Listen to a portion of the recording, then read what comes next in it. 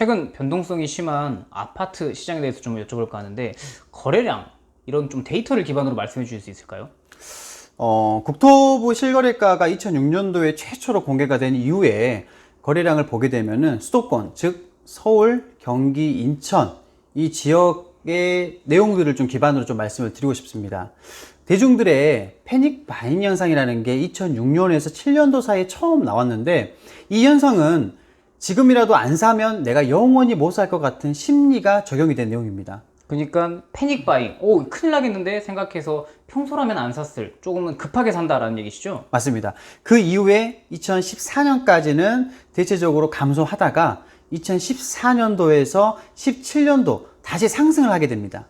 그런데 17년도 이후부터는 정부에서 계속해서 규제가 들어가면서 작년 2020년부터 올 초까지는 거래량이 상당히 좀 올랐습니다. 이때 또 한 번 패닉 바잉이 발생하게 됩니다. 그러면은 아파트 값이 꾸준하게 올랐다 뭐 이런 상승에 대한 얘기와 패닉 바잉 어떤 차이가 있는 걸까요? 상승 폭에서 조금 차이가 있는 것 같습니다. 가격의 임시적인 상승 같은 경우에는 긴 시간 동안 꾸준하게 우상향을 보시게 되면 나타날 수가 있는 현상인데 패닉 바잉 같은 경우에는 침체되었던 거래량에서 갑작스러운 우상향이 발생됐었을 때를 우리가 흔히들 패닉 바잉 현상이라고 합니다. 그것이 2006년, 2007년 그리고 2020년, 2021년 이렇게 말씀하시는 거죠? 맞습니다. 상당히 비슷한 데이터 양상을 보이고 있고요. 다시 이 이후에는 우하향 대세 하락을 예상해 볼 수가 있는 것 같습니다. 어떤 게 우하향이라는 거죠? 거래량이요? 아니면 가격이요? 거래량을 말씀드리는 겁니다. 데이터 기반상 2006년, 7년 이후에는 다시 거래량이 감소했기 때문에 같은 현상으로 지속되었던 패닉바잉 현상 이후에는 다시 우하향될 가능성이 높다. 이게 데이터 기반입니다. 그러니까 그 데이터에 들어있는 사람들의 심리는 아무래도 패닉 바잉, 이제 마지막에 좀 공포에 질려서 살 사람들까지 다 산 다음에는 약간은 그게 침체기에 빠진다 뭐 그런 걸 담고 있는 걸까요? 맞습니다. 그렇기 때문에 지금 현재 기반상으로만 볼다 그러면 가격의 하락을 볼 수가 있는데 사실 장기적인 내년의 대선이라든지 올 하반기에 있을 추가적인 규제 내용들까지는 체크를 꼼꼼히 해봐야 될 것 같습니다. 정부 규제가 또 한 차례 강화가 됐습니다. 양도세라든지 뭐 중과 엄청난 규제들이 나오고 있는데 혹시 하반기에 주택 매물량 어떻게 예상하시는지요? 데이터 기반으로 한 번 더 말씀을 드린다고 하면 매물들이 쏟아질 가능성은 조금 낮을 걸로 예상을 합니다. 경기의 충격, 즉 예를 들어서 IMF라든지 펀더멘탈 자체적으로 문제가 생기지 않는다면 당장 매물이 늘어날 가능성은 없는 걸로 예상을 합니다. 양도세가 증가됨에 따라서 살고 있는 A라는 아파트를 당장 팔고 B 아파트로 가기에는 현재는 어렵죠. 두 번째, 이미 6월 이전에 판매하실 분들은 증여로 거의 다 처분을 한 상태입니다. 그러므로 단기적으로 매물이 늘어날 가능성은 좀 매우 낮을 것으로 보입니다.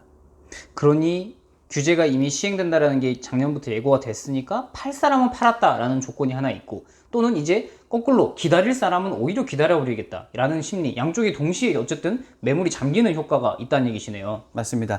전에도 한번 다뤘던 것처럼 일시적인 매물의 가능성은 좀 낮을 수는 있겠지만 조금 더 하반기에도 시간을 두고 좀 지켜는 봐야 되겠지만 지금 현재의 구도를 본다 그러면은 추가적인 매물, 급매물이 나오는 가능성은 상대적으로 낮습니다.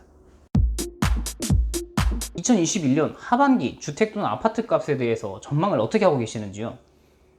우선은 주택 거주 형태는 매매, 전세, 월세 세 가지 정도로 볼 수가 있는데 저는 이 보유 형태에 따라서 또 다르게는 고소득층, 중산층, 저소득층, 소득층에 따라서 조금 다른 것 같습니다. 다시 한번요. 첫 번째 분류는 살고 있는 형태, 매매, 전세, 월세로 구분하셨고 또 두 번째에서는 소득 순위별로요. 맞습니다. 네네. 그럼 어떤 또 차이가 있죠? 네. 우선 고소득층 같은 경우에는 자가 보유율이 예전 2006년도 이후부터는 꾸준하게 늘고 있습니다. 그러나 전세는 거의 변동이 많이 없거든요. 중산층은 2012년을 기반으로 해서 꾸준하게 자가 보유율이 늘고 있고 2012년 이후부터는 전세 보유율이 유지를 꾸준하게 하다가 2018년도 이후에 다시 갑작스럽게 늘고 있는 상태입니다. 그러니까 다시 한번 고소득층은 자가가 늘었다라는 게 가장 큰 포인트인 것 같고 네. 중산층도 마찬가지로 자가도 늘었지만 그 와중에 조금씩 전세 물량, 전세로 사시는 분도 생겨났다. 이런 얘기시죠? 맞습니다. 근데 이제 가장 중요한 저소득층인데 2008년도 이후부터는 자가 보유율이 꾸준하게 줄고 있습니다. 줄고 있다고요, 오히려? 네. 그리고 2008년도 이후부터는 전세 보유율이 꾸준하게 늘고 있는 상태고요.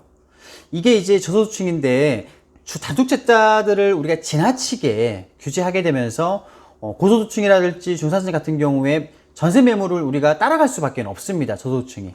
그러니까 그들이 내놓는 매물, 그러니까 다주택자라는 얘기 자체가 민간 시장에서는 또 임대사업자가 되는 거니까 맞습니다. 그분들 집에 저소득층이 살고 있다라는 얘기시죠? 그렇죠. 이렇게 계속적으로 정부에서 규제를 하게 되면 고소득층이라든지 중산층에 대한 압박이 심해짐으로써 저소득층은 이 중산층이라든지 고소득층의 보유 매물을 따라갈 수밖에 없거든요. 네. 그래서 단순하게 보면은 전세 매물이 줄고 있긴 한데 저소득층은 이제는 월세로 내몰려 줄 수밖에 없는 상황입니다. 현재는 특별한 경제 상황이 맞습니다. 이제 코로나로 인한 사상 초유의 유동성이 풀려 있는 상태이고 각종 정부의 규제가 이 부동산 시장을 안정시키기보다는 오히려 불타오르게 만드는 상황입니다.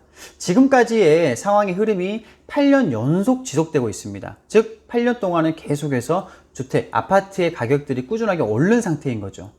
지난 역사를 우리가 보게 되면은 아파트의 최장 상승 기간은 8년이었습니다. 9년 이상 상승한 적이 없기 때문에 이게 이번에도 맞을 확률이 조금 있지 않을까 예상을 해봅니다. 그러면 이번 사이클이 지금 8년째 상승하고 있다라는 얘기시죠? 맞습니다. 그렇기 때문에 규제로 인해서 매도하기에는 양도세가 조금 무섭고 매수하기에는 가격이 조금 비싼 것 같다라는 심리적인 반영이 시장에 지금 많이 대입이 되어 있는 상태이기 때문에 제가 생각하기에는 이 데이터 상으로만 봤었을 때에는 1년 이내에는 부동산 시장에도 어떤 변곡점이 나타나지 않을까 조심스럽게 생각을 한번 해볼 수 있을 것 같습니다.